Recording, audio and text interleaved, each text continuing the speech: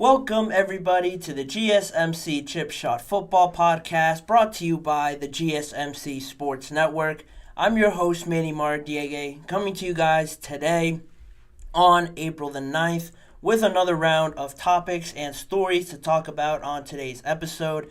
I'm going to start off with the Pittsburgh Steelers, why they sit in a very favorable spot to potentially trade back, and why a lot of teams are going to be after their number 20th overall pick in this year's draft.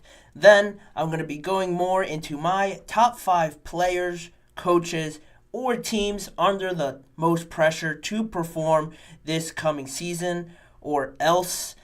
Later on in the show, I'm going to be talking about the Rams and them having a first-round pick for the first time since 2016, what the outlook for them looks like around the 19th overall pick, whether they should trade it, keep it, draft somebody. It's all going to be talked about later on. Then at the end of the show, I'm going to talk about CeeDee Lamb and his contract situation right now with the Dallas Cowboys, entering in that final year, how that all plays out into their plans long-term and in 2024.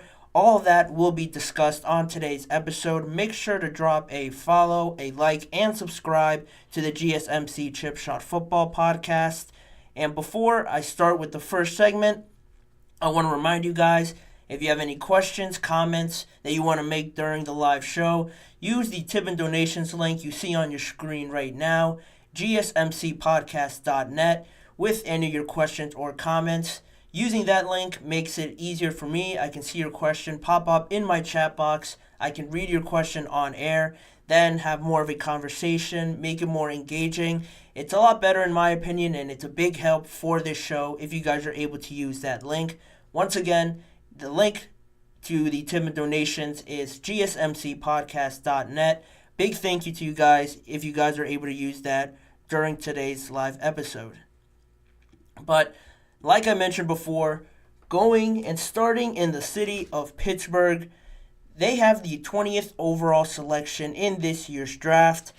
Their biggest needs, even though they've addressed a good amount of them in free agency, there's still some glaring needs at offensive tackle, at center, wide receiver, and defensive back.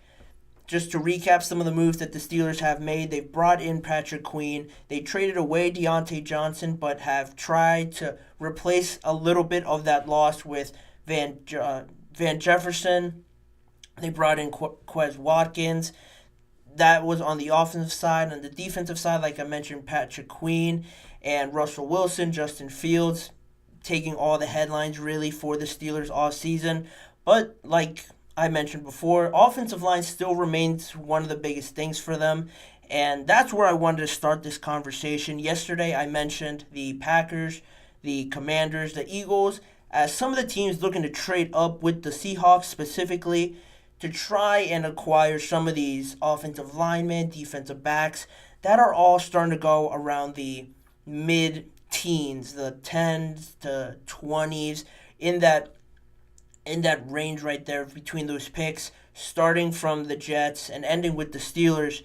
The Steelers find themselves in an interesting spot, I think, because they already have a good amount of picks, and I mentioned those 4 positions as their biggest needs.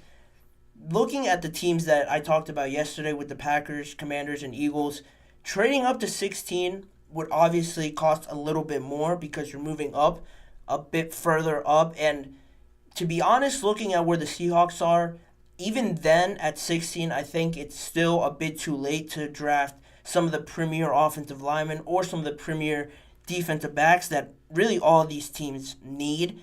In all honesty, the Steelers, Seahawks, Packers, Eagles, Commanders, they all need around the same needs on their defensive side of the ball and offensive side of the ball.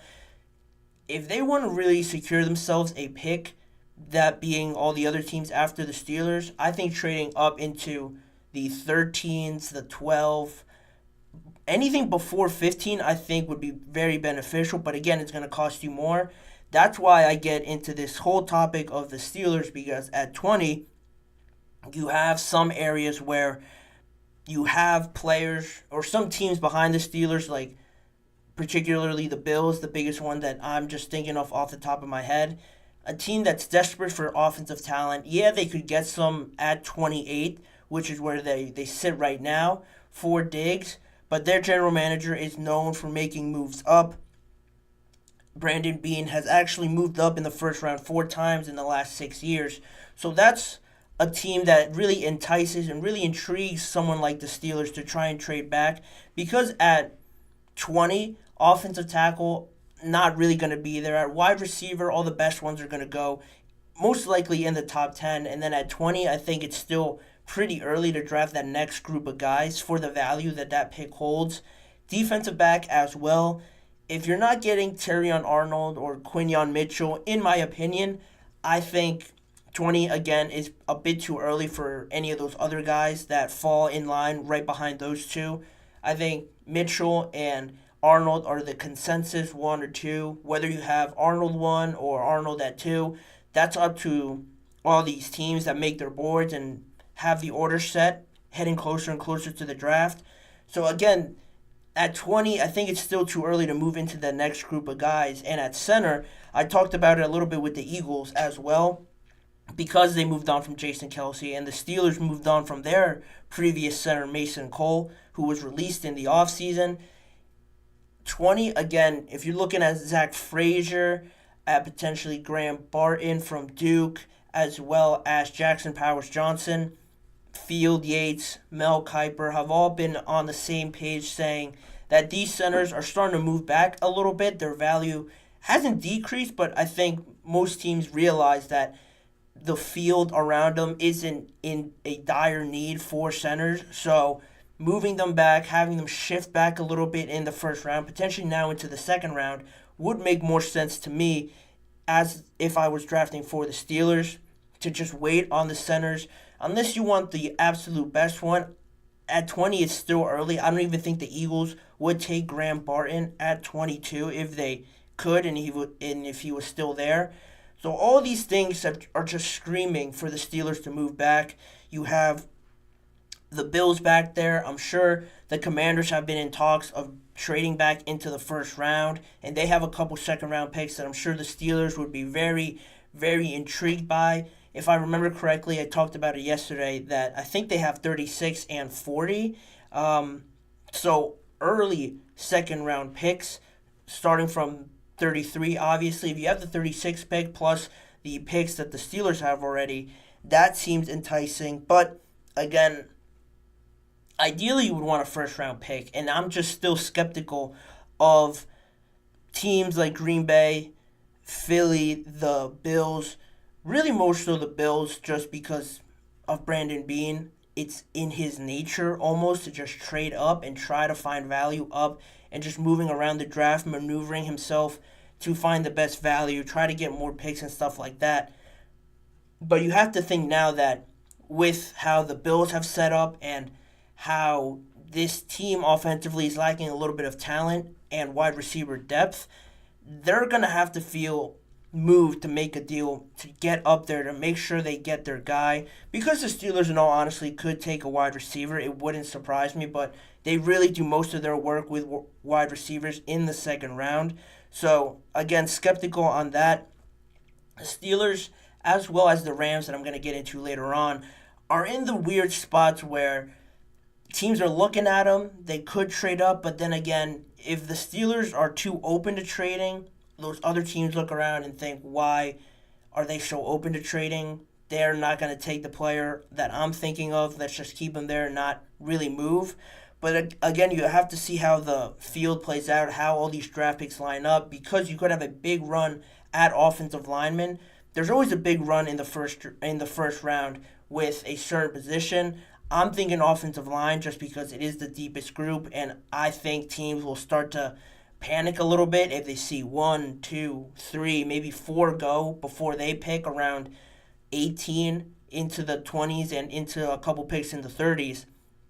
That'll get some people moving. That'll get some people picking up the phone, calling other teams to try and make a deal up to trade, maybe from the second round even as well. That's always something that I think a lot of people don't talk about, trading into the first round from the second. And ESPN's Field Yates, ESPN's Matt Miller have also touched on this topic. Matt Miller said that Washington potentially trading with Seattle would be enough to trade them their 36th overall pick and their 40th for their 16th for their offensive line, trying to rebuild it as they have. They've added Nick Allegretti. They've added Tyler Biotish. He's looking at the Commanders to try and trade up. But then again, Seattle might be too expensive at 16, which is why I think the Steelers are in the prime position to be that pick, to be that team to pick up the phone, call the Commanders, and if it doesn't work out with the Seahawks, offer it up and see what you can work out with them. Now with Field Yates, he also reported that he's hearing that the Bills are the most likely trade candidate from what he's heard from all his sources with Brandon Beane and how he usually trades up in the first round anyway. He did it last year with Dalton Kincaid. I'm sure that he wouldn't be shy about doing it again. So those really are the biggest kind of stories following this segment idea with the Steelers trading back. Because in all honesty, I just think the census around the Steelers right now is that none of their top players on their board will be there at 20. I think right now, if you see someone like Terrion Arnold, Quinion Mitchell there at 20, potentially just not being taken, not being drafted by any of these other teams, it's all funny how it all falls, because if they're there, the Steelers are not going to entertain anything, and they're going to draft one of them most likely. There hasn't been a lot of talk around offensive line too much, or center. Defensive back is an interesting one, like I mentioned there. Wide receiver as well. Second round is usually where it all happens for the Steelers. And the real just idea to leave this segment off on and just kind of close it out is this idea of Omar Khan now bringing in this more aggressive mindset. A few years ago, you wouldn't really see the Steelers do this, other than the time they traded up for Devin Bush. Now I think Omar Khan, their new general manager, has brought in this more aggressive mindset, a lot more open to exploring trades, seeing what other teams are out there have in store for them. And if they like it and if it's good for their football team, they won't have any problem pulling the trigger. It's good for the Steelers in that way to keep their options open. But then again, I wouldn't be surprised if they stay there and draft someone that is just not on anybody's board. That's just how the draft works out and how all the surprises it has in store for everyone. We're going to have to wait and see what the Steelers end up doing. But that's another pick to just not sleep on, not lose focus on, because the Steelers are one of those teams that I'm sure the Bills or someone in the later rounds are going to want to call to try and work something out and move up in the first round. Meanwhile, we're going to move on with the show. There's a lot more to talk about on today's episode. I mentioned the Rams picking the first round for the first time in a long time. We're going to talk about CeeDee Lamb and his contract situation with the Cowboys, breaking that all down in finer details. And after the break, I'm going to go into my top 5 players, coaches, or teams under the most pressure to perform in 2024. So stick around, a lot more coming on today's episode of the GSMC Chip Shot Football Podcast. I feel like I'm losing my mind. Is everybody in the world blind? Please, Lord, give me a sign, a sign. I feel like I'm losing my mind. Is everybody in the world blind? Please, Lord, give me a sign, a sign. I wanna be the greatest. Everybody on their fake shit. I look around and feel like everybody is the fakest. I make this every day and I'm impatient, hoping one day I blow up from the basement. Statement, the top is so vacant. I don't hear shit that I think is amazing. Waiting for my day when I'm playing sold out shows for 1,000 faces. Hey, give me that crown, get in my way and to be put down. It ain't your place, all this my sound. If I want that shit, then I'll get it right now. I'm losing it, the noose it fits. I'm losing shit, a stupid myth. You choose to live or choose to dip. You choose to fight or lose your grip and lose a gift. I feel like I'm losing my mind. Is everybody in the world blind? Please, Lord, give me a sign, a sign. I feel like I'm losing my mind. Is everybody in the world blind? Jumping back now into the GSMC Chip Shot Football Podcast, into the second segment, my top 5 of who is facing the most pressure in 2024 after a crazy free agent period, at least the start of it. It's still going on technically, but we're definitely past the craziest part of it. After all the transactions, stars moving, teams, players getting new coaches in, and getting a real feel of how these teams are starting to filter out and what they're starting to look like, there is a lot of pressure starting to build up with some teams because of their off seasons and everything that I mentioned. I have an honorable mention. I made the list of 5 because just off the top of my head, I thought 5 was a good number. There is a good legitimate reason for 3 potentially, but I think 5 is a good number just to include coaches, players, and teams overall as a whole. And to start off, the honorable mention, because I just had to have them in there. It makes sense after their move.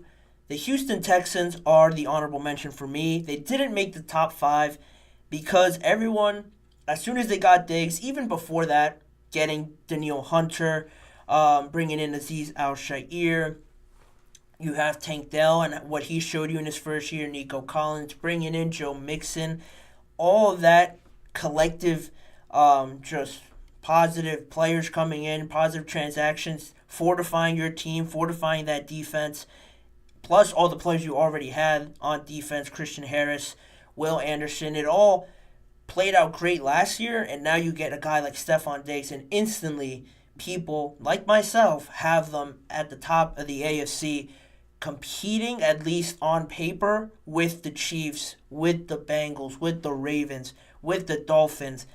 Talent-wise, it's all lining up well for them to stack up against anybody, but you have to go now prove it out on the field, and that's a good amount of pressure for a second-year quarterback. If everyone remembers that CJ only has played in the NFL for 1 year, he still has more learning and growing to do, and that second year is when you always see a dip, unfortunately, for some players that had great years, or them take that huge next step in a very positive, successful career. If they take that step, you got to remember DeMeco Ryans is also a rookie, or was a rookie head coach. Now how he's going to learn and develop is another big thing. So Houston is my honorable mention. I don't think they have as much pressure as the next 5.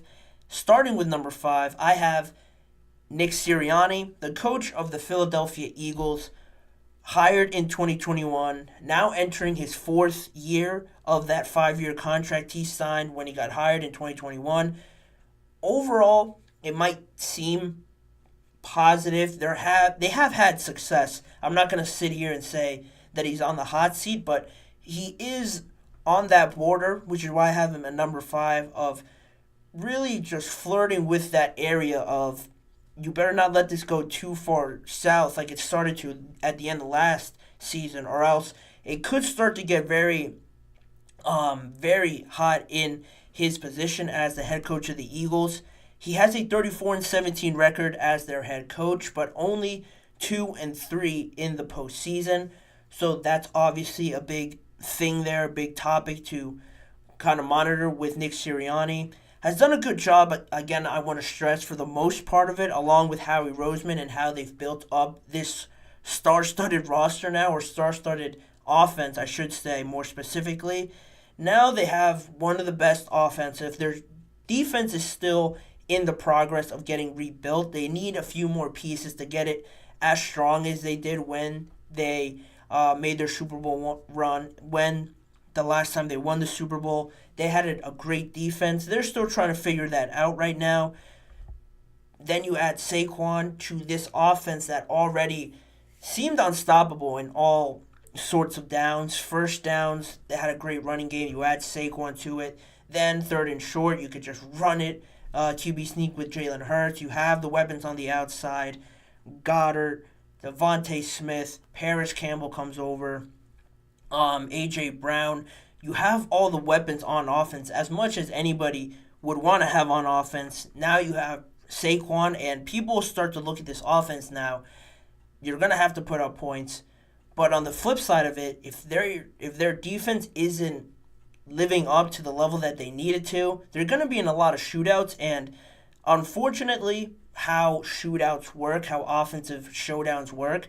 One team is just not going to score unfortunately, in the end. Something's going to go wrong. There's going to be a false start, a miscommunication somewhere. And it just works out. It's very unlucky. As opposed to if you have a good defense, you can rely on the misfortunes of your offense sometimes, them not scoring, having a bad drive. You can rely on your defense to get you out of that, and it complements each other very well. They have to figure that out still. Coming off last year was very tough and very ugly, and how it all finished out with all the talk about the coordinators switching one from one role to the other, one going up in the box, one coming down to the field. It all got very messy with the Eagles, and I keep mentioning the end of last season. They lost 6 out of their last 7 games, including that loss to the Buccaneers in the playoffs. And again, towards the end, people are looking for an explanation as to why everything just crumbled and it all looks so sloppy. People have started to question his ability to lead, some immaturity at times when you see situations on the sideline. There's been reports of him not having a good relationship with some coaches or getting in arguments with some coaches on the sidelines. Just thinking of the Chiefs game, when they had that big win in Kansas City, you saw him in the tunnel celebrating, as most people should. That's not a bad thing, but he might have overdone it. Just comparing him to other coaches, you wouldn't see Andy Reid, Mike Tomlin, really, John Harbaugh celebrating in that manner. They'll celebrate, but his came out a bit more boisterous and a bit more flamboyant, for lack of a better terms, just screaming and really rubbing it in a little bit to the Chiefs fans. So you wouldn't really see that. There's questions around how he leads and his level of maturity with a position like this. Because they already changed coordinators last season and they brought in more weapons this year, they're not going to move on from Jalen Hurts, who has continued on. They're not going to move on from A.J. Brown, Devontae Smith, or any of these players. He is the odd man out in all of this. If things go bad and it doesn't look well at all, people are going to have to look at him now and think of a coaching change, because they've already got rid of the coordinators, like I mentioned, and all the players are under contract, and they're just not going to get rid of them during the season. So he will unfortunately be the odd man out, and because of that, he made the list. But he's only number 5. Not too much pressure, but he is. You got to keep a close eye on him over there in Philadelphia. Number 4, I have the New York Giants as a team. Really, JioSaavn and Brian Daboll. They were both hired in January of 2022. They surprised a lot of people their first year, winning the playoff game. Daniel Jones looked revived, looked like a whole different quarterback under Brian Daboll. Then the complete opposite last season, bad record, nothing really worse than losing all your players this offseason, and worst of all, extending Daniel Jones, which really puts them in a very bad situation, not only because you're stuck with him, he hasn't really shown you anything, hasn't proven that he could be a top-level quarterback in this league yet. Not only did you extend him, you didn't extend Saquon because you gave Daniel Jones that money. Saquon plays out his final year. Then you lose him for basically nothing to the Philadelphia Eagles. On top of that, you lose your best player on the defensive side of the ball, Xavier McKinney. And now the roster skill level is looking very poor compared to what it was even last year with Saquon, Xavier McKinney, Kayvon Thibodeau. It's a good piece for them. They got Brian Burns back, so that's good. But offensively, you haven't really addressed much, at least to complement or compromise on the losses that you lost with Saquon and all those players. They already didn't have a great wide receiver core, so that was still an issue. Now you add running back to it. And since the Giants have been in this rebuild, struggling process, they have had 5 different head coaches since 2016, 2017. None of them have lasted more than a year or 2 at most. And you want to talk about cutting ties and just not being overly loyal to some of these new hires. JioSaavn is the first general manager since George Young who has not had previous ties to the New York Giants organization. So you bring in a new guy from the outside, Brian Daboll, just with the trend of the coaches not lasting more than a year or two for 8 years now, going on now 9 years, both of them, there's no real ties there that keeps them around just based on the trend with the coaches and Joe Schoen coming from the outside. They're not going to have any problem with moving on from those guys, and this is a big year because they sit at number 6. There's been talks about quarterbacks because people just want to move on from Daniel Jones. Wide receiver could be an option there, but is that really going to help too much? I think because they're just in a really bad spot. If it goes bad again and they don't improve too much, these two are unfortunately going to have to go, as well as most likely Daniel Jones, and they're just going to have a massive, I don't even know if you could call it a reset because they've pretty much been in one already this whole time, and they just haven't gotten over the hurdle just yet. And with this still continuing on, I think Joe Schoen, Brian Dable will unfortunately, at least one of them, get the hook and have to let go just because of that. Not seeing any improvement over the last few years. I think they're trending in a direction where it just doesn't leave the Giants really another option to do that. Then, moving into the top 3, number 3, I have Deshaun Watson for the Cleveland Browns. 5 years, $230 million fully guaranteed for Deshaun Watson from that trade with the Houston Texans. If you didn't know, they traded a lot to the Houston Texans for that. And just to recap it all, Cleveland traded 3 first-round picks in 2022, 2023, and 2024, and 2 fourth-round picks and a third-round pick to the Texans for Deshaun Watson. It seems right. Good value coming back for one of the top quarterbacks at the time when they made this trade. Houston, with all of those picks, have flipped their entire franchise to what it is now. If you really think about it, with them drafting Kenyon Green, a starting guard for them now on their offensive line, Dameon Pierce, who's their backup running back, Will Anderson was used with one of those picks, Tank Dell was used with one of those picks, Stephon Diggs now was used with a second-round pick that wasn't even theirs to start with, and as well as C.J. Stroud also coming in and just flipping this whole organization with what they got back from the Cleveland Browns. And what did the Cleveland Browns get? So far, Deshaun Watson has 8 wins, 14 touchdowns, 9 interceptions in only 12 starts in 2 seasons with the Cleveland Browns. 2 seasons and only 8 wins and only 12 starts out of, if I can do the math correctly, 34 or 36 weeks. It's around there. In total for 2 seasons, in total of weeks. So you only have 12 starts out of that. That's only about a third. For the amount of money that you're paying him, he has to be on this list because if it wasn't for this roster already being built up very well, their defense is probably top 2, arguably the best defense in the league. If they didn't have that defense and were struggling with an overpaid quarterback that just hasn't worked out for them so far since that massive trade and extending him to this contract, you can make a solid argument that they could almost be similar to the position that the Denver Broncos are in right now with overpaying Russell Wilson, trading a lot for him, giving him that massive extension. The Browns could be in a similar situation if they didn't have an already filled out roster. Now, that's credit to them. That's obviously a big reason why it hasn't turned south. But Deshaun Watson now is in a position 2 seasons now that you really haven't played or haven't proven anything. And when you have played, he's thrown 14 touchdowns and 9 interceptions.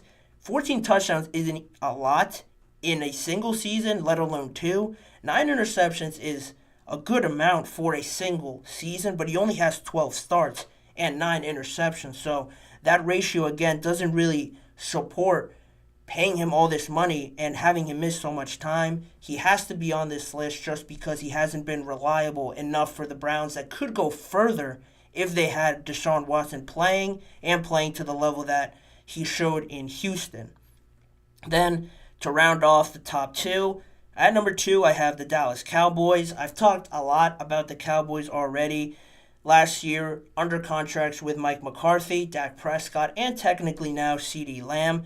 Pressure to perform as always, but this could be the last year with Dak Prescott, with Mike McCarthy, so there's even more added pressure to them. They're not going to lose CeeDee Lamb or Micah Parsons. I'm sure they're going to get them done. But the quarterback is obviously the biggest position, most value, most important on a team. Moving on from Dak because he is so dead set on getting this amount of money, it seems, it looks like it's just not going to work out for them. And how is that going to look trying to find a new quarterback, having him successful, trying to get over that hump? With the roster that they have right now, they're in win-now mode. And if you bring in a rookie, trade for another quarterback, you have to go through a transition period. They're really on the border right now of not a full collapse or a rebuild or anything like that because they're too good. But it could look very different from them just making the playoffs, to them potentially being a wild card team, maybe missing out on the playoffs the way everybody else is trending up in the NFC East. So that's something to look out for. And number one on my list, I have the New York Jets. They've had the perfect offseason. Everybody now fully believes in the Jets. They got it right this offseason. They realized that they need help around Aaron Rodgers. They've fortified that offensive line. Now, there's no real excuse now, honestly, if you want to talk about all their flaws that they had. They brought in another weapon with Mike Williams.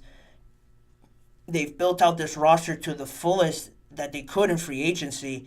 Now they have the draft and they have the 10th overall selection to add even more to this. How perfect it has been really leaves you no room to look around for excuses or anybody to help you out because no one's going to feel sorry for Aaron Rodgers, the Jets. If this goes bad, they knew the risk of signing these older, injury-prone-ish players. And if that bites them, it could go bad, and it could go similar to what it did last year if you have Aaron Rodgers, Morgan Moses, Tyron Smith missing 7, 8, 9 weeks. It could not look any more different than it did last year. And because there's no excuses, no really room to maneuver and look around for anybody to help. And if this doesn't work with these players right now at their age, when is it going to work? When is it going to pay out for the Jets? They don't have a long window to get this right. They're in win-now mode, I think, more than any of these teams, even more so than the Cowboys. Surprisingly, they have to get it right this year because next year, all these players get older, and you don't really know how it's going to look like with Aaron Rodgers now into his 40s, even more. It's a risky area where they're flirting with right now. It has to go right this year. They're my number one team with the most pressure. And I have confidence in them, but, there is pressure there. They have a lot riding on this roster that they've built. Now it's just up to the players and up to Aaron Rodgers to fulfill that with the help that he's gotten. But overall, I want to know what you guys think of my list. Is there anybody I missed out on? Somebody you think shouldn't be on this list? Put it down in the comments or in the chat box during this live episode. In saying that, we're going to move on with the show. I'm going to go to another break. And on the other side, we're going to talk more about CeeDee Lamb and his contract situation, as well as the Rams and what they can look to do with that 19th overall pick. Don't go anywhere. A lot more to come after this. Looking for your daily fix of sports talk without having to pay for it? GSMC Sports Network is available on YouTube. Just search GSMC Sports Network. Get your fix of daily sports talk shows on YouTube. Absolutely free. NFL, college football, NBA, MLB, MMA, UFC, fantasy football, and so much more. GSMC Sports Network has shows running all day long, with new sports shows starting every 2 hours. Just like on your favorite cable sports channel, except GSMC Sports Network is absolutely free. Just search GSMC Sports Network on YouTube to catch one of your new favorite shows, like the GSMC College Football Podcast, Chip Shot Football Podcast, Hoops and Heels Women's Sports Podcast, GSMC Basketball Podcast, and so many more. Check it out for yourself. GSMC Sports Network, now available on YouTube absolutely free. Search GSMC Sports Network on YouTube right now. Welcome back to the show, the second half of today's live episode, talking now about the Los Angeles Rams and their draft scenario. Before I do that, however, one last time in this episode, if you have any questions or comments, use the tip and donations link, gsmcpodcast.net, with any of your questions or comments. Using this link that you see on your screen or running across the ticker down below makes it able for me to see your questions pop up, read them out loud on air, and make it more engaging, make it more fun for me. In all honesty, it's a big help for the show. Again, if you use the tip and donations link, gsmcpodcast.net, with any of your questions or comments, we greatly appreciate it every time you guys are able to do that for us. In saying that, back to the Los Angeles Rams and how their draft scenario is looking a lot different for them and specifically for Sean McVay. Sean McVay has been the coach, I don't know if many people know this, for the Rams for the last 7 seasons. And in those 7 seasons, he has never had a first-round pick of his own to start a new year, to start training camp, OTAs. He's never had a guy that he picked in the first round to start a new year, which is crazy. When I read that, I had to bring it up because of the success that they've had with Sean McVay and how relevant they've stayed. It's mind-blowing that they haven't even had a chance to draft someone in the first round because of the trends that their general manager, Lee Snead, kind of has built up for himself, this reputation of trading away the picks like they did to get Matthew Stafford, gambling away their future in these picks. It panned out for them. They won the Super Bowl, but I mean, there's no real buts. I just said that they have been successful. I think it's worked out, but now you have another first-round pick finally, and there's a good opportunity for them to get some more quality on this team. I mentioned this is the first time since 2016 that they have a first-round pick, and it's the 19th overall selection, and they're in a similar spot with the Steelers, where teams, I'm sure, will call them to inquire about that pick and what their feeling is around moving from there, moving back, and acquiring more talent, which has been the MO of Lee Snead so far. And on his mindset, Lee Snead talked about it back at the owners' meeting a little bit more recently as well, how he values, what his mindset is with some of these trades and trying to maneuver his way around the first round. On that and on their mindset, he said, there are scenarios where, right, if you move back, move up, maybe there's a chance you get 3 players in the first round and in the second round versus only 2. Then there's a possibility you only end up with 1, right, if you move up. He broke it down a little bit there in that interview, and it makes sense from that standpoint. You always wonder why GMs are moving so much in the first round, why someone would move back when there's so much talent left where they are, why people are just left confused as to why they're going to pass up on that potentially. It's all about that value that Lee Snead mentioned, getting 3 players instead of just 1 in the first round, getting 2 players close to each other in the first or second round rather than only getting 1 early in the first round and then another one in the middle of the second round, right? You get them a bit closer together, and there's more value in that. It makes sense. I've wondered about it as well. He broke it down in a very simple, logical way. And since Lee Snead has been on the job, he got the job back in 2012. Funny enough, since then, they've only chosen players in the first round in 5 drafts since 2012. We're going on 12, 13 years since then. To only pick 5 times in the first round really shows how much he is active in the draft on this first day of the NFL draft on April 25th. Starting at 8 o'clock, the first round will begin then. Looking back on those selections that he's made, again, it's pretty much panned out for him in selecting in the first round when he's had the opportunity to. Back in 2012, he selected Michael Brockers, defensive tackle, 14th overall. Then, probably the most popular, second most, Tavon Austin at number 8, and Alec Ogletree at 30 in 2013. Then Greg Robinson, they selected 2nd overall, as well as Aaron Donald, 13th overall in 2014. Then this one surprised me. Todd Gurley, 10th overall in 2015. If you went back to 2015 and saw running backs going top 10 to where it is now, it would completely shock a lot of people. And that pick might look like a complete disaster.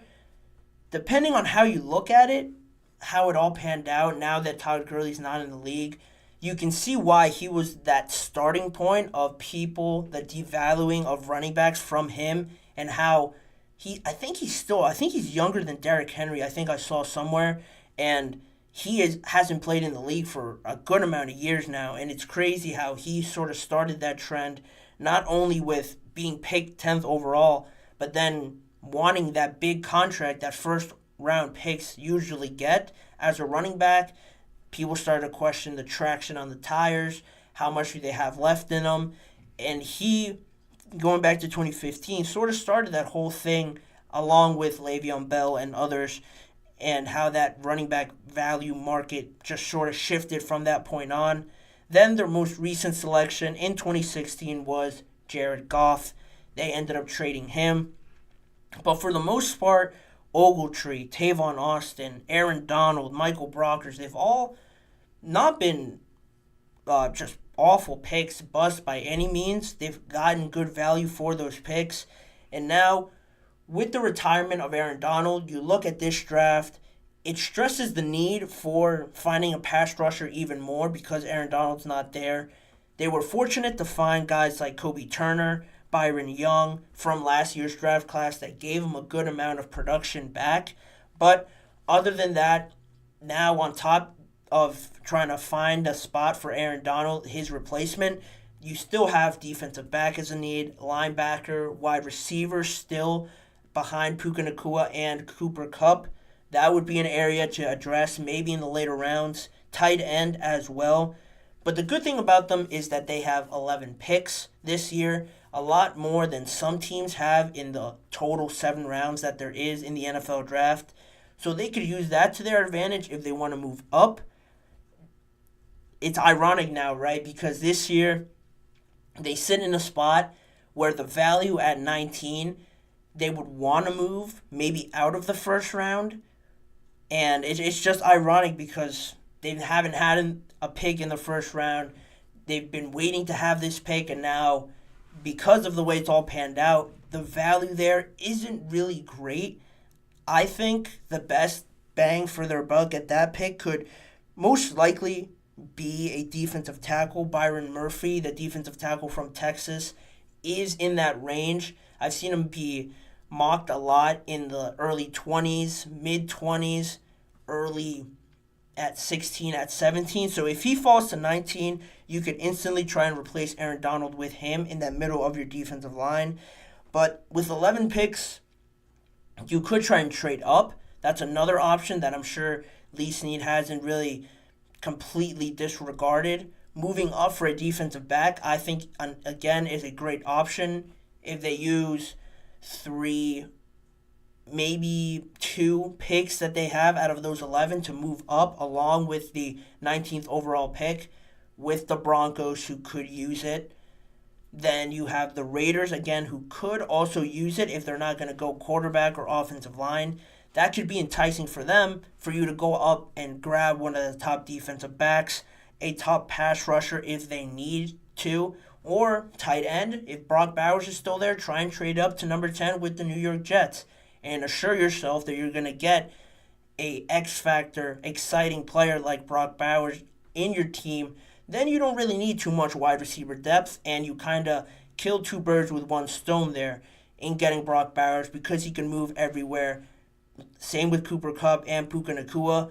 That would be another intriguing option as well.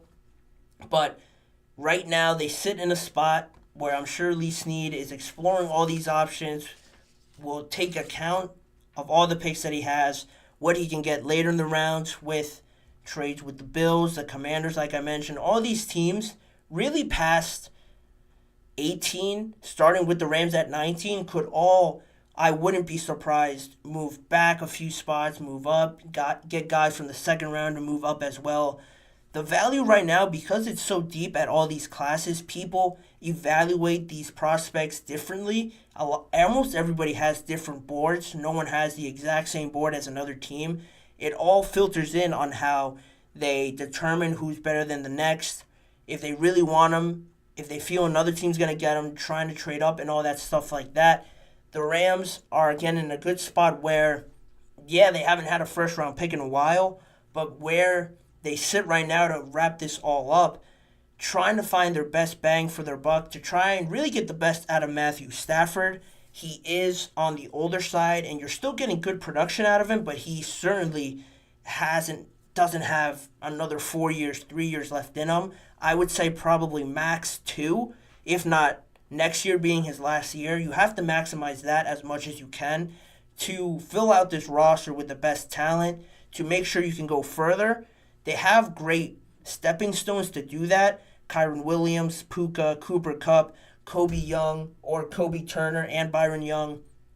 All solid pieces to build on. Now you just have to refine it a little bit with this year's draft and get better, because Matthew Stafford, once he moves on, then you have an even bigger problem, potentially, than Aaron Donald moving on. So that's where the Rams sit right now, trying to figure all that out to compete in the NFC that, again, is wide open. I think most of those teams can compete, and you can't predict right now who's going to finish where in the NFC, which makes it more exciting and more conversational to keep talking about this throughout the offseason and into the regular season as well. But in the meantime, we're going to leave it there. We're going to go into the final break, a short one, and after that, we're going to come back and talk about the Cowboys more, and specifically their star wide receiver, CeeDee Lamb, heading into the final year of his contract, and how the Cowboys can maneuver around that so it doesn't become an even bigger problem for them. More on that story coming up in just a few seconds. Stick around to watch on the GSMC Chip Shot Football Podcast.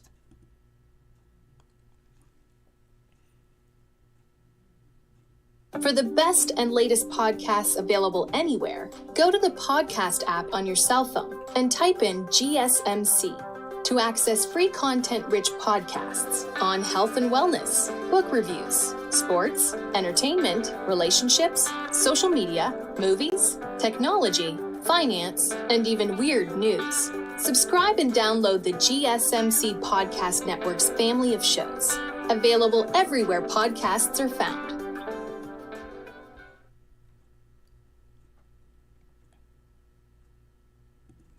Thank you for joining me on this last segment of the GSMC Chip Shot Football Podcast to revisit one of our ongoing favorite topics on this show, the Dallas Cowboys.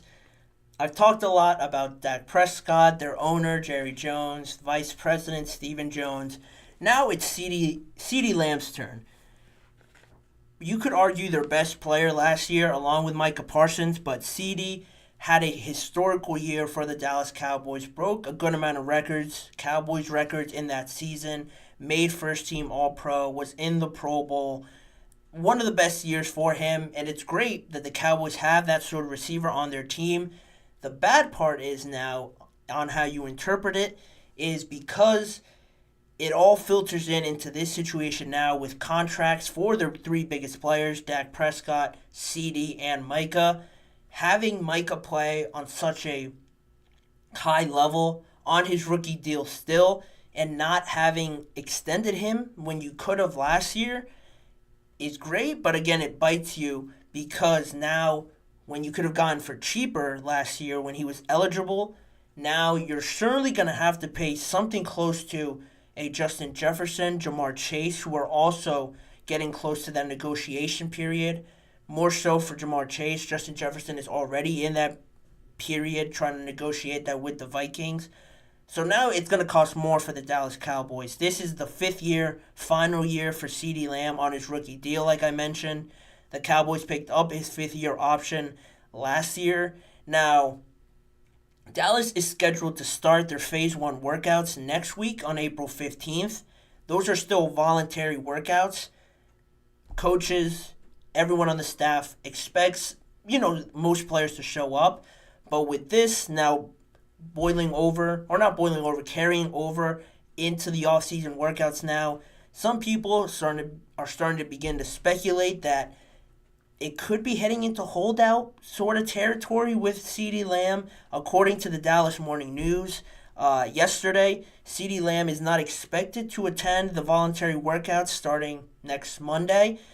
He could even hold out into training camp, is what was reported by the Dallas Morning News. Lamb, like I mentioned, became extension eligible last year. But the reports around that whole situation dating back to that year was that the Cowboys didn't really push very hard back then either to extend CeeDee Lamb. It's starting to become a trend now with the Cowboys, and it's not a great trend to add to the reputation that you have. More often than not, the Cowboys usually pay their stars. Jerry Jones pays his guys that he really values, really things can contribute to what he's building, what he has built with the Cowboys, I should say.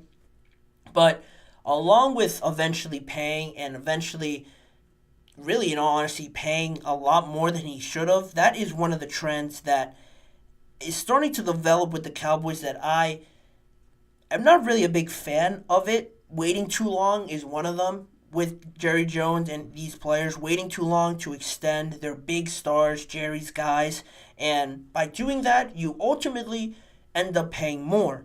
With Dak Prescott now waiting a bit too much, having the season that he did last year, you're going to have to pay him more. He's going to want more, like all the reports have said, up to $50-60 million I think he wanted per year. He hasn't come out and said that it is true, but it wouldn't surprise a lot of people that he wants that because he had one of his best years. CeeDee now most likely, again, had a decent year 2 years ago, didn't get an extension. You let him play this final year, or second to last year, this past season, and he goes crazy. First team All-Pro. Now he needs money like a top 5 receiver, up in that $30 million per year range that Tyreek Hill had. He's not going to be the top earner, most likely. That's probably going to go to Justin Jefferson. But you're going to have CeeDee Lamb looking at Jefferson and how his production has gone. Similar numbers just off of this past year. Why would he not think he needs as much money as Justin Jefferson when he almost has better, if not the same sort of stats as Justin Jefferson, and how valuable he is to the Cowboys? It wouldn't be out of the realm for CeeDee to think that he needs to be paid like a top guy. Then, if you look at other situations, contract situations that have worked out with the Cowboys, another trend is that they pay players coming off of injuries, really, and they overpay with some of these guys. Michael Gallup, Terrence Steele. It wasn't so bad. Terrence Steele, they paid him after an ACL injury, and he has been reliable for the most part, but they did pay him a lot of money. Michael Gallup, they paid him a good amount of money, and now he's not even on the team. They had to release him to alleviate some of that salary cap stronghold that they got themselves into with these high price deals. So they have to let him go, and now he's a free agent that you paid all this money to. And they've also been known to sign players at low value for positions that are of low value, paying players too early at low value, not high compensation sort of positions. Like Ezekiel Elliott, they gave him a big contract, and he's also now a free agent again, trying to find his way on a new team this year. And you think back to the time when he was with the Cowboys and they gave him that deal. Was it smart to pay him so early at a running back position? I've said on this show that I'm not a fan of the way it's trending, but the way that the Cowboys knew that this whole running back market was sort of panning out and they still gave him that much money. I don't know how much per year, but still with that deal with Zeke, it hasn't worked out now. In hindsight, you look back to Jalen Smith is another one.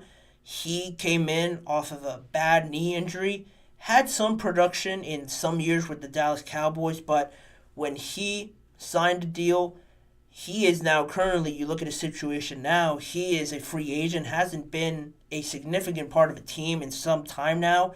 So all of that wraps up in a cycle that the Cowboys just constantly seem to find themselves in. Zach Martin, I want to say, is another player that is also in the last year of his deal, this year or next year. So another significant part of your team that you have to figure out. Are you ready to move on from Zach Martin as well?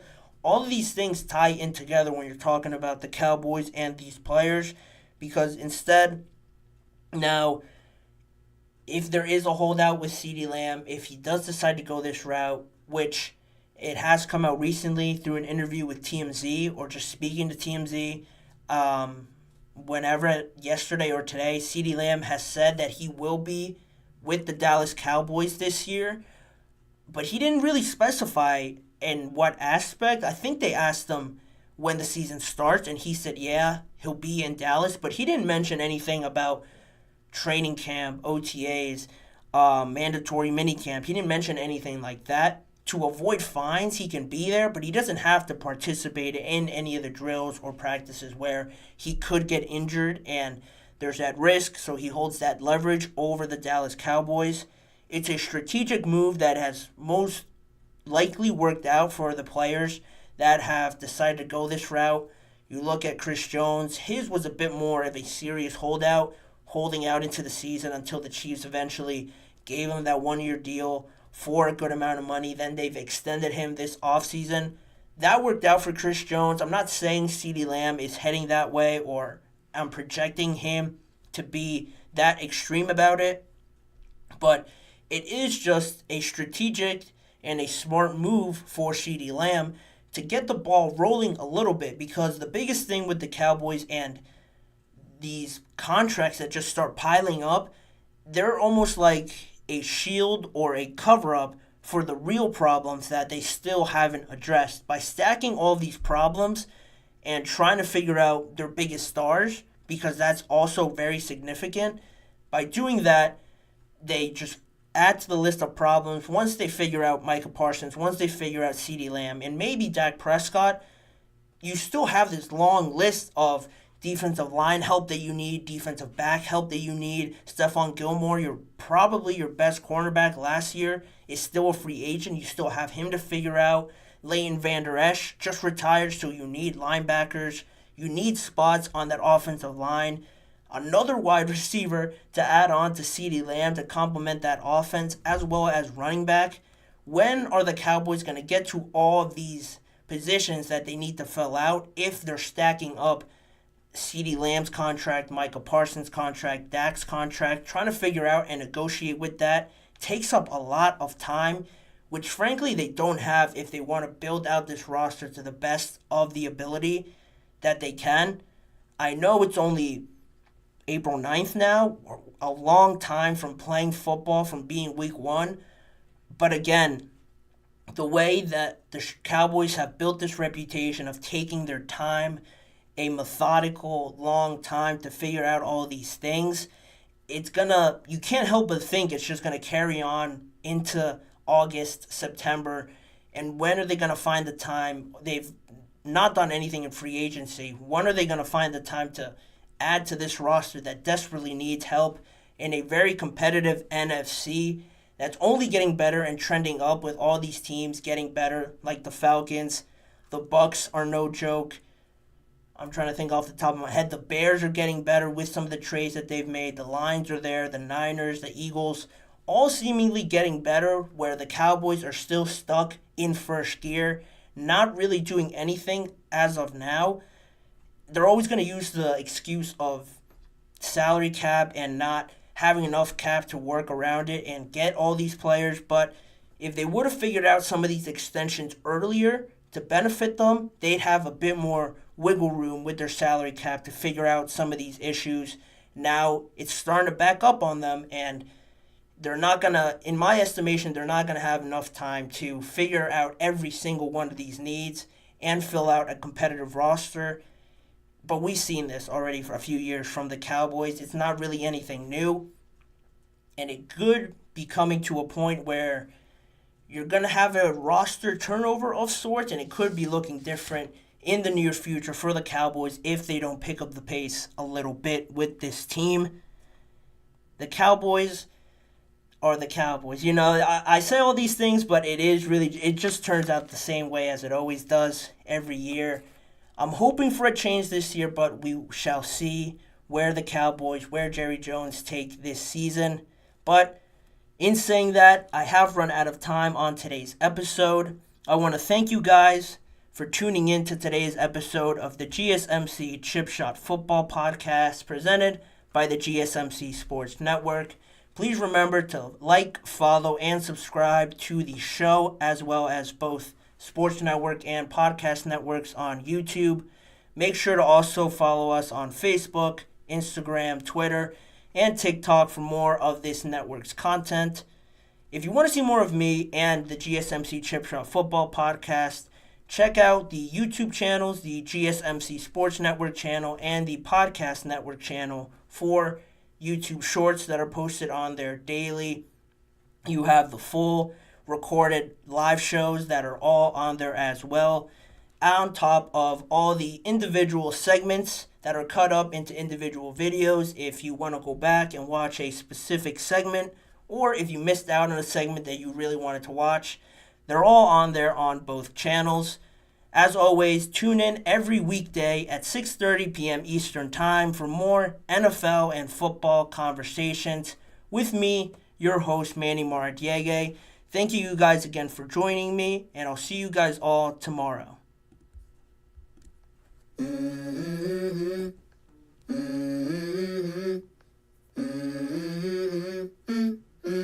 Let's go. I wake up to a little bit of drool on my pillow, feel like it's gonna be a bad day. Yeah, I'm tired of shit, and the coffee ain't hit yet, damn, ain't that great.